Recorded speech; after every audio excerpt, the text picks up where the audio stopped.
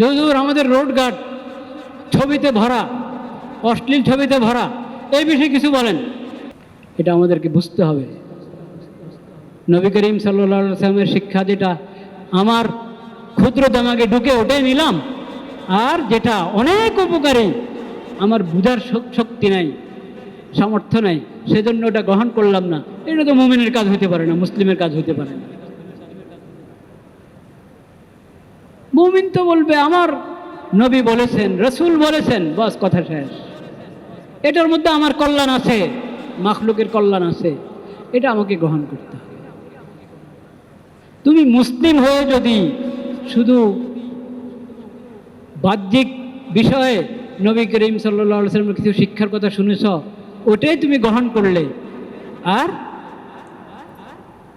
অন্তরের জগতের সাথে সম্পৃক্ত, আখিরাতের সাথে সম্পৃক্ত, দুনিয়ার মৌলিক সাফল্য যেটা, মূল সাফল্য যেটা, ওই বিষয়ের সাথে সম্পৃক্ত যে শিক্ষাগুলো, ওগুলোর তুমি খোঁজ নিলে না, খবর নিলে না, তাহলে তুমি মুসলিম হলে কীভাবে? এগুলো তো ওরাও নেয়, যাদের নবীর উপরে ঈমান নাই, আখির নবী সাল্লাল্লাহু আলাইহি ওয়াসাল্লামের উপরে যাদের কি নাই, ঈমান নাই, ইসলাম মানে না, শরীয়তের শিক্ষা মানে না, তারাও তো গ্রহণ করে। এই যে তারা মানবাধিকার মানবাধিকার বলে চিল্লায়, কোন মানবাধিকার? এই যে বাহ্যিক যেগুলো, কি বাহ্যিক, তাও আবার বাহ্যিকগুলো কোনভাবে বাস্তবায়ন করবে, কোনভাবে? যেভাবে বাস্তবায়ন করলে উপকার হবে সেভাবে না, না না না, ওইভাবে না। ওটা বাস্তবায়ন করবে হলো নিজের খেয়াল খুশি মতে, নিজের খাহেসাত, নফসের আর শয়তানের তরিকা মতে করবে বাস্তবায়ন। আল্লাহ রাব্বুল আলামিন বলেছেন তাদের কথা, কোরআনে আছে। মুসলমানরা কোরআন যদি ছেড়ে দেয় তো হেদায়েত পাবে কোত্থেকে? নবীর সিরত ছেড়ে দিলে হেদায়েত পাবে কোত্থেকে? কোরআন অবতীর্ণ করেছেন আল্লাহ তাআলা হুদাল লিল মুত্তাকিন। নবী করিম সাল্লাল্লাহু আলাইহি ওয়াসাল্লাম সিরত সম্পর্কে আল্লাহ তাআলা বলেছেন ইন তুতিউহু তাহতাদু, এই নবীর আনুগত্য করো, হেদায়েত পাবে। এই কোরআন মেনে চলো, হেদায়েত পাবে। তো কোরআন যদি ছেড়ে দিই, নবীজির সিরত যদি ছেড়ে দিই, কোরআন হাদিসের সঙ্গে সিরতের সঙ্গে খবর নাই, সম্পর্ক নাই, তাহলে তো পাবো না আমরা। আল্লাহ বলে রেখেছেন ইয়ালামুনা যাহিরাম মিনাল হায়াতিদ দুনিয়া ওয়া হুম আনিল আখিরাতি হুম গাফিলুন।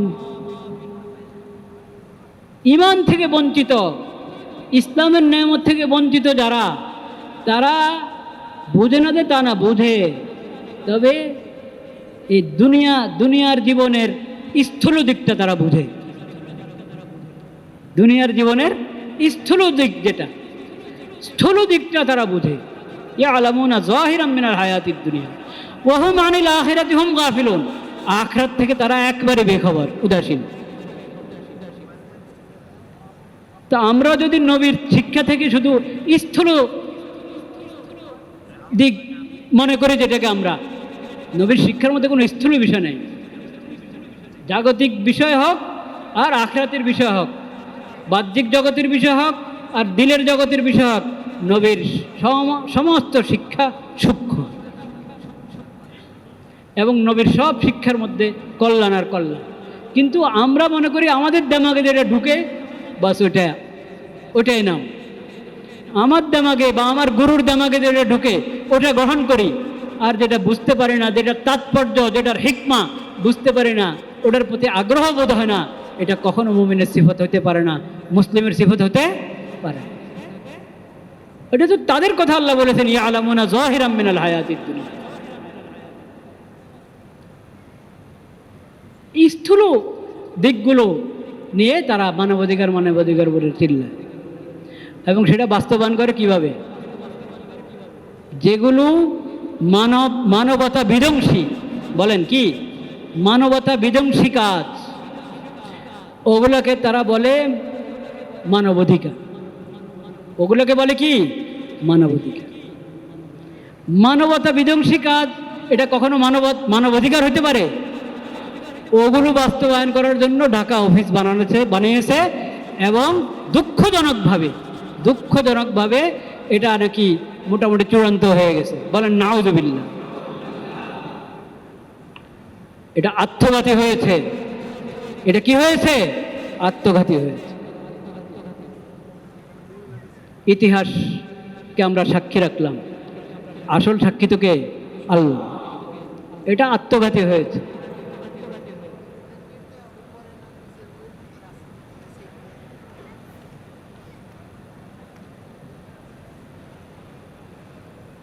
মানবতা এবং অধিকার, মানবের স্রষ্টা যিনি, মানবের খালেক এবং মালিক যিনি, তার কাছে জানতে হবে মানবতা কি জিনিস, মানব অধিকার কি জিনিস, তার কাছে জানতে হবে,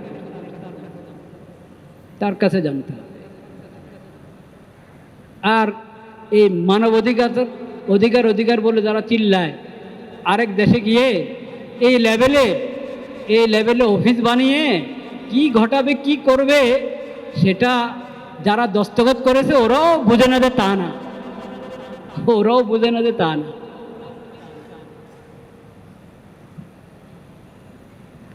ওটার তালিকা সামনে আনেন। যত দেশে মানবাধিকারের দফতর আছে ওই দফতরগুলোর কার্যক্রম কি, ওই দফতরগুলোর কার্যক্রম কি, ওটার তালিকা সামনে আনেন। কজন মহিলা মিরাজ পেয়েছে, কজন মহিলা মিরাজ পেয়েছে এই দফতরগুলোর মাধ্যমে, কজন মহিলা দ্বীনি শিক্ষা পেয়েছে এই দফতরগুলোর মাধ্যমে, কজন শিশুর জান রক্ষা হয়েছে এই দফতরগুলোর মাধ্যমে, কজন নারীর কিস্তির নামে এক তো সুদ নিয়ে তাদের দ্বীন ঈমান বরবাদ করছো, আবার সুদের ভিত্তিতে ঋণ দিয়ে তাদের দ্বীন ঈমান বরবাদ করছো, আর ঋণের নামে যদ্দূর দিচ্ছ এর কত গুণ বেশি তোমরা সুদ দিয়ে কামাই করছো। এটাকে তোমরা মানবাধিকার বলো। এরপরে আটকায় রাখো তালা দিয়ে, মহিলাকে তালা দিয়ে আটকায় রাখো, মহিলার ঘর ভেঙে নিয়ে আসো, এটা তোমাদের মানবাধিকার। আমাদেরকে দেখাইতে হবে আমরা কিচ্ছু জানি না, কিচ্ছু শুনি না আমরা।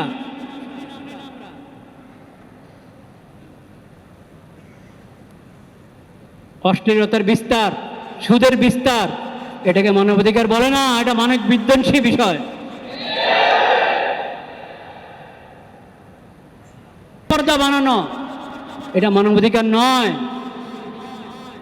মহিলাদেরকে পুরুষ বানানো, পুরুষকে মহিলা বানানো মানবাধিকার নয়, এটা মানবতাকে ধ্বংসকারী।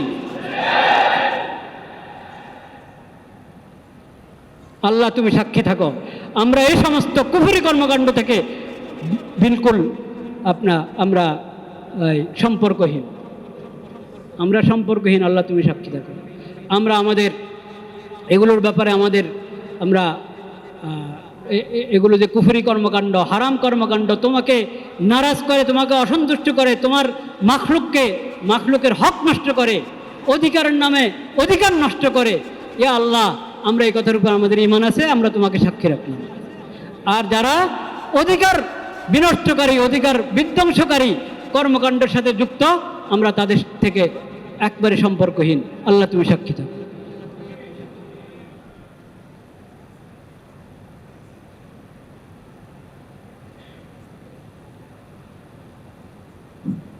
তো আপনি খোঁজ নেন, আপনারা ইতিহাস যারা পড়েন, সব দেশের মানবাধিকারের দপ্তর যেখানে আগে থেকে আছে, ওখানে এই মানবাধিকার দপ্তরগুলো দিয়ে কোন অধিকার বাস্তবায়ন হয়েছে আর কোন শয়তানি বাস্তবায়ন হয়েছে ওটার তালিকা দেন।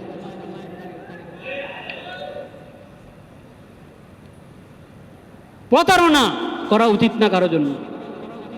তুমি খারাপ কিছু করো, প্রতারণা করবা না, মানুষ জানুক যে তুমি খারাপ করছো। অন্যায় করবা, জুলুম করবা, অশ্লীলতার বিস্তার ঘটাবা, মানবতাকে নষ্ট করবা, আর এটার উপরে মানবতা অধিকারের লেভেল লাগাবা, এই প্রতারণা হারাম এবং কুফরি। যে বেদিন বেঈমান, আল্লাহর উপরে ঈমান নাই, আখিরাতের উপরে ঈমান নাই, তারা এরকম প্রতারণা করতে পারে। কিন্তু যে মুসলিম এবং মুসলিম দেশের শাসক, তারা এই প্রতারণায় প্রতারিত হওয়া একবারে অন্যায়। ওয়া আখিরু দাওয়ানা আলহামদুলিল্লাহি রাব্বিল আলামিন।